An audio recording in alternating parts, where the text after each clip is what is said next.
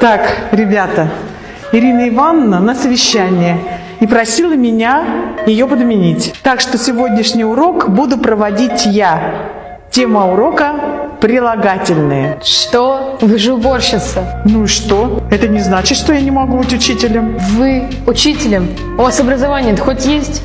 Тебе не стыдно так с уборщицей разговаривать? Как хочу, так и разговариваю. Надо же уважать старших. Простите нас. Да ничего, я уже привыкла.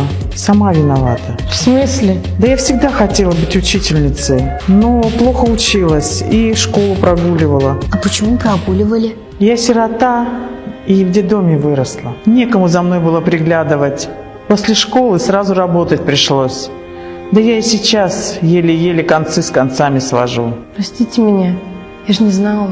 Да ничего, Вик. Возьмите деньги, это все, что у меня есть. Спасибо.